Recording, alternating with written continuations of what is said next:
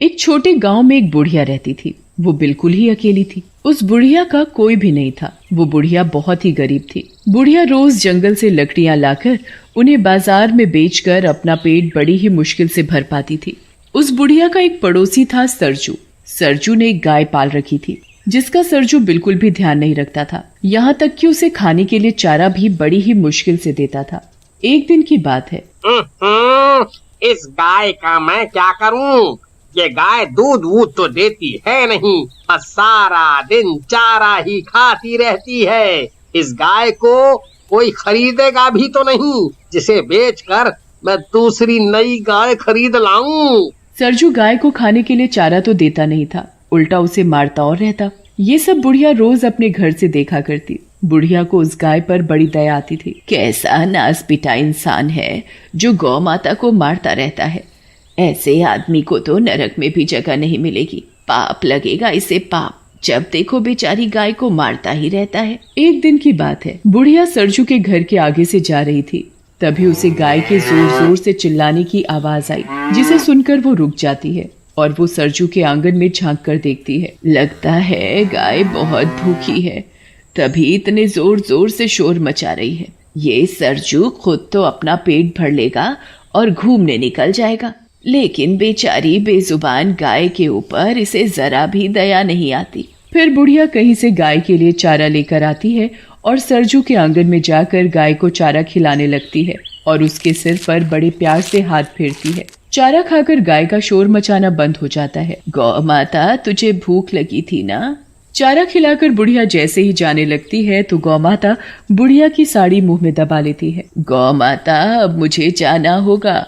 अगर सरजू ने मुझे तेरे साथ देख लिया ना तो सोचेगा मैं गाय चुराने आई हूँ। इससे पहले कि सरजू आए मैं यहाँ से चली जाती हूँ। बुढ़िया को ना चाहते हुए भी वहां से जाना पड़ता है और फिर जैसे ही रात होती है, बुढ़िया बेचारी गाय के बारे में सोच सोच कर बड़ी परेशान हो रही थी। फिर पता नहीं कब उस बुढ़िया को नींद आ जाती है और अगली सुबह फिर जैसे ही सुबह होती है, बुढ़िया सीधे सरजू के पास जाती है और उससे कहती है, क्या तू मुझे अपनी गाय बेचेगा? सरजू गाय के बेचने की बात सुनकर अंदर ही अंदर खुश होने लगता है। आज तो लगता है भगवान ने मेरी सुन ली। क्या हुआ सरजू, तू किस सोच में पड़ गया? बता, तू मुझे अपनी गाय बेचेगा? हाँ माँ, क्यों नहीं। तो ठीक है, ये ले अपने पैसे और गाय मुझे दे। एक बात समझ में नहीं आई अम्मा, तुम इस बूढ़ी गाय का करोगी क्या? तुझे तेरी गाय के पैसे मिल गए ना, बस। बुढ़िया सरजू के हाथ में पैसे पकड़ाकर उससे गाय लेकर अपने घर आ जाती है और गाय को अपने आंगन में एक खूंटे से बांध देती है और उसे हरा हरा चारा खिलाती है और बड़े प्यार से गाय को निहारती है, जैसे उसे कोई अपना मिल गया हो।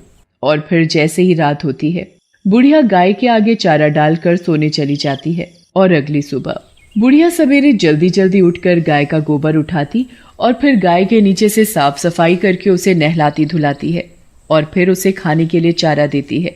ले गौ माता, चारा खा। बुढ़िया गाय को अपने हाथों से चारा खिलाती है।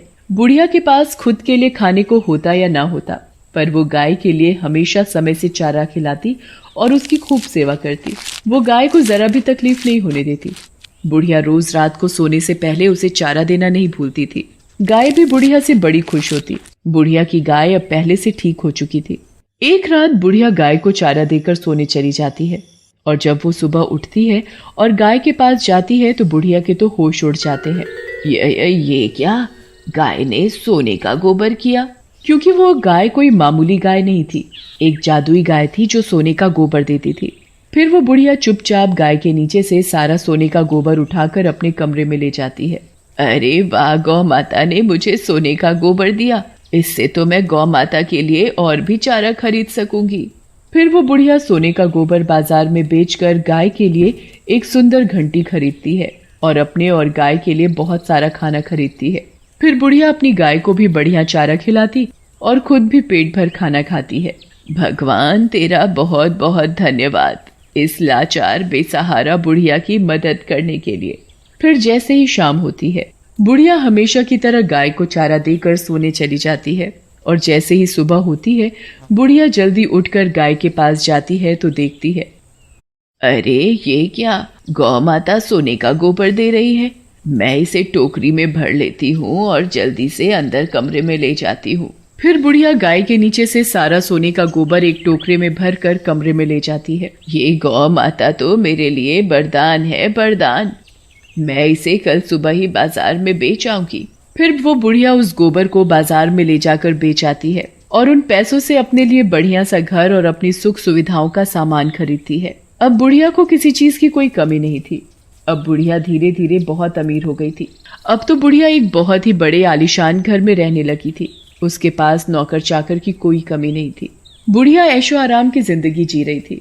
बुढ़िया को अमीर होता देख सरजू सोच में पड़ जाता है। समझ में नहीं आता, ये बुढ़िया इतनी जल्दी अमीर कैसे बन गई, जैसे इसके हाथ कोई बहुत बड़ा खजाना लग गया हो।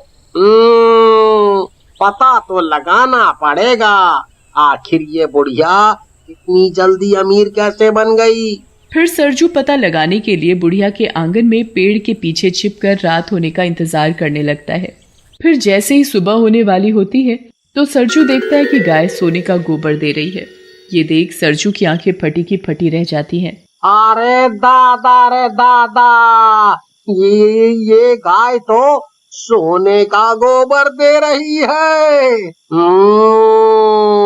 अच्छा, तो अब समझ आया ये बुढ़िया इतनी जल्दी अमीर कैसे बन गई। गाय को सोने का गोबर देते देख सरजू सोचने लगता है। इस बुढ़िया के उठने से पहले मैं गाय के नीचे से सारे का सारा सोने का गोबर उठाकर घर ले जाता हूँ, बुढ़िया को पता भी नहीं चलेगा। फिर जैसे ही सरजू गाय के नीचे से गोबर उठाने लगता है तो गाय एक जोर की लात सरजू को मारती है और मन ही मन कहती है, गोबर लेगा, तेरे तो नसीब में गोबर ही गोबर है। सरजू गाय के नीचे से सोने का गोबर उठाने की लाख कोशिश करता है पर वो सोने का गोबर नहीं उठा पाता। इतने में ही बुढ़िया को आता देख सरजू छिप जाता है। बुढ़िया गाय के नीचे से बड़े आराम से सारा सोने का गोबर उठाकर अंदर कमरे में ले जाती है।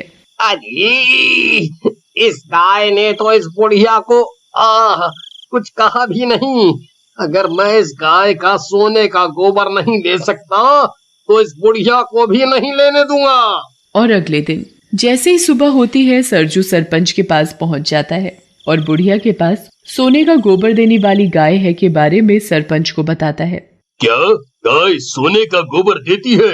ऐसा कैसे हो सकता है? सरपंच जी, मेरी बात का यकीन करो, मैंने खुद अपनी आँखों से गाय को सोने का गोबर देते हुए देखा है। सोने का गोबर देने वाली गाय के बारे में सुनकर अब तो सरपंच के मन में भी लालच आ जाता है और वो बुढ़िया से गाय लेने के बारे में सोचने लगता है।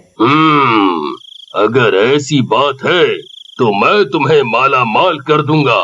तुम मुझे अभी के अभी उस बुढ़िया के पास ले चलो। बूढ़ी अम्मा, मुझे तुम्हारी गाय खरीदनी है। ये सुनकर तो बुढ़िया के पैरों से जमीन खिसक जाती है, पर मुझे अपनी गाय नहीं बेचनी। सरपंच बुढ़िया के हाथ में बहुत सारे पैसों की थैली पकड़ाकर उससे जबरदस्ती गाय खरीदकर अपने घर ले जाता है और उसे अपने कमरे में बांध देता है। ये देख सरपंच की पत्नी सरपंच से पूछती है, मुझे एक बात समझ नहीं आई कि इस गाय को आपने हमारे कमरे में क्यों बांध रखा है? अरे भगवान, ये कोई मामूली गाय नहीं है, सोने का गोबर देने वाली गाय है। भला गाय भी सोने का गोबर देती है? मुझे तो तुम्हारी बात पर जरा भी यकीन नहीं है। जब ये गाय सुबह सोने का गोबर करेगी तब तो यकीन करोगी। उधर बेचारी बुढ़िया अपनी गाय को याद कर कर के रोए जा रही थी। मेरी गाय, हाय रे मेरी गाय, मैं मेरी गाय के बिना कैसे रहूंगी? वो ही तो मेरे जीने का एक सहारा थी। बुढ़िया गाय को याद करके सो जाती है। उधर सरपंच की खुशी का ठिकाना नहीं था। सरपंच गाय को खूब सारा चारा खिलाता है जिससे कि गाय खूब सारा सोने का गोबर दे सके। फिर थोड़ी ही देर बाद सरपंच और उसकी पत्नी सो जाते हैं और जैसे ही सुबह होती है सरपंच की पत्नी सरपंच को उठाते हुए कहती है, ए जी उठो ना, देखो ना कितनी बदबू आ रही है, जैसे गाय ने गोबर कर रखा हो। ये क्या गोबर? गाय ने तो सोने का गोबर दिया ही नहीं।